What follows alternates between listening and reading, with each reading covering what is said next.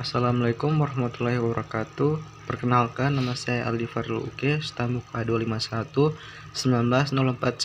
Di sini saya akan membawakan materi mengenai pendidikan komunitas Asia, di mana pendidikan komunitas Asia ini yang harus kita ketahui bahwa beberapa negara memiliki sistem pendidikan yang berbeda-beda. Nah, yang pertama, sistem pendidikan negara Asia Selatan. 1. Sistem pendidikan di India. Pendidikan di India saat ini menggunakan pola dan substansi yang diadopsi dari negara barat, di mana pertama kali diperkenalkan oleh negara Inggris pada abad ke-19. Komisi Pendidikan di India telah menetapkan kebijakan sistem pendidikan 10-2-3 untuk usia sekolah. Tingkat awal 10 tahun terbagi dalam 3 jenjang, yaitu primari 5 tahun, upper primari 3 tahun, dan sekundari 2 tahun. Struktur pendidikan di sekolah yang seragam tersebut telah diadopsi oleh seluruh negara bagian dan teritorial India. Walaupun demikian, di lingkungan dan teritori India masih dijumpai sejumlah kelas yang menyelenggarakan pendidikan dasar atau primer, menengah atau upper primary, dan naik and higher sekunder school. Pendidikan jurusan baik teknik manapun bisnis menetapkan pola pendidikan Gandhi, yaitu membentuk manusia yang berkepribadian utuh, kreatif, dan produktif. Yang kedua yaitu sistem pendidikan di Pakistan. Yang pertama, pre-pendidikan dasar atau pre-primary education. Pre-pendidikan dasar merupakan jenjang sebelum memasuki jenjang pendidikan dasar. Bisa dikatakan tahap persiapan. Sebelum masuk sekolah dasar, pre-pendidikan dasar dibagi dalam 3 stage. Yang pertama, playgroup, nursery, dan kindergarten. Dalam kurikulumnya, mengkolaborasikan antara permainan dan belajar karena peserta didik melalui jenjang ini yaitu ketika usia 3-5 tahun. Yang kedua, pendidikan dasar, primary education. Jenjang pendidikan dasar merupakan tahap wajib belajar bagi seluruh masyarakat Pakistan yang telah dicanangkan oleh Menteri Pendidikan Pakistan. Masa belajar pada sekolah dasar ini selama 5 tahun. Tujuan utama dalam pembelajaran tahap ini adalah menjadikan para murid functionally literate atau melek huruf, meningkatkan seluruh aspek kepribadian murid, mengajarkan pengetahuan dasar, meningkatkan kebiasaannya dalam industri, integrity, dan comprehension dalam hal kurikulum, mengadaptasikan pada kemampuan anak didik, yang dimana harus didesain untuk meningkatkan kemampuan dasar. Selain daripada itu, pendidikan agama juga diajarkan. 3. Pendidikan menengah, secondary education. Setelah selesai pendidikan dasar atau pada kelas 1-5, siswa dapat melanjutkan pendidikan pada jenjang pendidikan menengah dengan 2 tahap. Pertama, kelas 6 sampai kelas 8 atau mid-late. Kelas 9 sampai kelas 10 atau secondary. Kelas 11 sampai kelas 12 higher secondary. Dalam pendidikan menengah di Pakistan lebih berorientasi pada pengembangan individual siswa sebagai masyarakat pekerja. Yang keempat, pendidikan atas perkuliahan, yaitu terdapat berbagai macam jurusan dan program yang tersedia pada staf pendidikan atas. Contohnya sosiologi, ekonomi, jurnalis, international relation, bisnis administrasi, dan lain-lain. Jenjang pendidikan perkuliahan tergantung pada program yang diambil.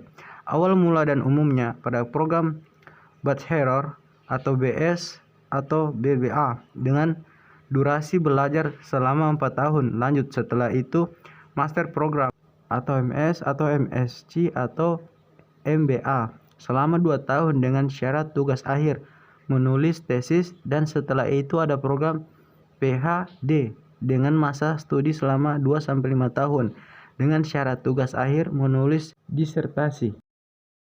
Kemudian yang ketiga yaitu sistem pendidikan Bangladesh. Nah, sistem pendidikan Bangladesh menggunakan struktur 5-5 atau 3+2-2, dimulai dengan pendidikan dasar pada usia 6 dan yang ditempuh selama 5 tahun kelas 1 sampai kelas 5. tingkat SD diikuti oleh 3 tahun pendidikan menengah pertama kelas 6 sampai kelas 8, 2 tahun pendidikan menengah kelas 9 sampai kelas 10, dan 2 tahun pendidikan menengah tinggi atau kelas 11 sampai kelas 12. Direktorat Pendidikan Dasar (DPE) atau Directorate of Primary Education berada di bawah Divisi Pendidikan Dasar di masa PMED (Primary and Mass Education Division) dan melekat pada Kantor Perdana Menteri bertanggung jawab atas masyarakat umum dan sekolah dasar swasta. PMED bertanggung jawab atas perumusan kebijakan sementara, tanggung jawab untuk mengadministrasi manajemen dan perencanaan bersandar kepala DPM atau pusat, dan pada divisi-divisinya atau daerah juga berada pada struktur kabupaten dan kecamatan atau upazila. Direktorat Pendidikan Menengah dan Tinggi atau DSHE, Director of Secondary and Higher Education di Kementerian Pendidikan atau MOE Ministry. Setelah itu kita lanjut pada sistem pendidikan di Asia Tenggara. Yang pertama ada Singapura. Nah, sistem pendidikan di Singapura didasari pada pemikiran bahwa setiap siswa memiliki bakat dan minat yang unik. Singapura memakai pendekatan yang fleksibel untuk membantu perkembangan potensi para siswa. Yang kedua ada Malaysia, di mana Malaysia warga negaranya dapat menempuh pendidikan dari sekolah milik kerajaan, sekolah swasta maupun secara individu. Sistem pendidikan yang wajib ditempuh yakni sekolah rendah dan sekolah menengah. Yang ketiga yaitu Indonesia. Sistem pendidikan di Indonesia dijalankan adalah sistem pendidikan nasional. Sistem pendidikan ini berlaku bagi seluruh jenjang pendidikan, mulai dari pendidikan dasar hingga pendidikan tinggi. Jika sebelumnya wajib belajar bagi masyarakat Indonesia ditetapkan selama 9 tahun, meliputi 6 tahun untuk sekolah dasar dan 3 tahun untuk sekolah menengah. Namun, kini telah ditetapkan hingga 12 tahun yang meliputi 6 tahun untuk pendidikan dasar dan 3 tahun untuk pendidikan menengah pertama dan 3 tahun untuk pendidikan menengah atas.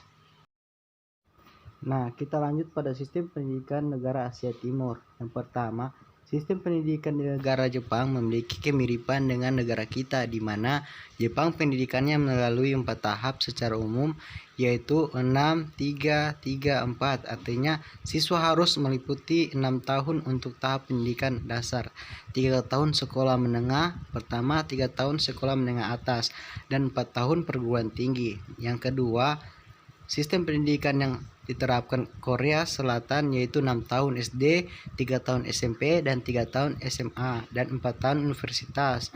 Untuk bachelor atau S1 pada umumnya terdiri dari 6, 3, 3, 4, dan 2 tahun untuk master atau S2 sesuai siswa di Korea Selatan harus belajar selama 16 jam. Nah, sistem yang ketiga, sistem pendidikan RRQ, pendidikan anak usia dini atau PAUD dengan durasi 3 tahun, sekolah menengah pertama atau SMP 3 tahun, dan sekolah menengah atas SMP 3 tahun, pendidikan akademi D3 sampai 3 tahun, pendidikan jurusan teknik 4 tahun, sarjana S1 4 tahun, pasca sarjana magister S2 atau 2 sampai 3 tahun, dan doktor S3 sampai 3 tahun. Nah, lanjut pada sistem pendidikan negara Asia Tengah. Yang pertama, Uzbekistan. Sistem pendidikan di Uzbekistan hanya terdapat pendidikan menengah. Pendidikan menengah menjadi 2 tahap. Tahap pertama mencakup wajib belajar 9 tahun dan program yang sama di seluruh Uzbekistan. Tahap kedua meliputi pendidikan dan pelatihan kejurusan setelah 9 tahun. Ini termasuk pendidikan menengah umum dan pendidikan menengah khusus. Kaum muda menerima pendidikan menengah saat tinggal di sekolah untuk kelas 10 dan 11. Setelah berhasil menyelesaikan mereka mendapatkan sertifikat pendidikan menengah lengkap. Yang kedua, Kazakhstan. Penduduk di negara Kazakhstan diwajibkan untuk mengikuti pendidikan sampai berusia 17 tahun, dimulai dari usia 7 tahun di pendidikan dasar dan usia 11 tahun yang berlangsung selama 7 tahun untuk mengikuti pendidikan menengah. Yang ketiga, Tajikistan. Pendidikan di Tajikistan terdiri dari 4 tahun sekolah dasar, diikuti oleh 2 tahap sekolah menengah atau masing-masing berlangsung 5 dan 2 tahun. Kehadiran di sekolah adalah wajib dari usia 7 hingga 17 tahun, sesuai dengan Undang-Undang tentang Pendidikan Tinggi dan Pendidikan Pasca Sarjana Profesi. Negara-negara menyediakan jenjang pendidikan tinggi. Sistem pendidikan negara Asia Barat. 1. Arab Saudi. Sistem pendidikan di Arab Saudi memisahkan antara laki-laki dan perempuan sesuai dengan syariat Islam. Secara umum, sistem pendidikan dibagi menjadi 3 bagian utama. Yang pertama, pendidikan umum untuk laki-laki. Yang kedua, pendidikan umum untuk perempuan. Yang ketiga, pendidikan Islam untuk laki-laki. Pendidikan di Indonesia tidak memisahkan antara laki-laki dan perempuan atau antara laki-laki dan perempuan, digabung di dalam kegiatan pendidikan belajar mengajar. Keduanya berada dalam suatu kelas yang sama. Yang kedua, Mesir. Nah, anak-anak masuk sekolah rendah dasar pada umur 6 tahun sampai dengan 12 tahun dan pendidikan dasar 6 tahun. Ini merupakan kewajiban belajar dan bebas bayar. Semua sekolah swasta yang memungut biaya setelah diintegrasikan ini menjadi bebas bayar bagi tingkatan sekolah dasarnya. Nah, untuk mengakhir sekolah dasar ini tidak didasarkan ujian kecuali ujian masuk sekolah lanjut atau bagian. Mereka yang akan melanjutkan pembelajaran bahasa asing ditiadakan dan sekolah dasar ini harus diselenggarakan secara co-education. Sekolah persiapan untuk sekolah mengganti atau preparatory stage berlangsung selama 3 tahun. Sifat pendidikannya adalah umum, tidak ada bagian jurusan.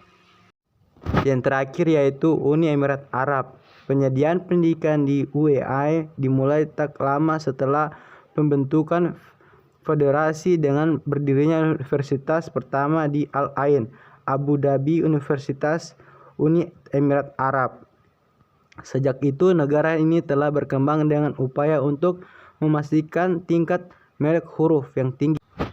Program modern dan partisipasi perempuan dalam pendidikan. Ia belajar untuk meningkatkan pendidikan kaum mudanya. Itulah sebabnya Agenda 2021 telah ditetapkan di UI. Saat ini mencurahkan sekitar 25 peserta dari total federal yang berlanjut pemerintah untuk pendidikan tingkat melek huruf secara keseluruhan adalah 90%. Sekian dari saya, lebih dan kurangnya saya mohon maaf.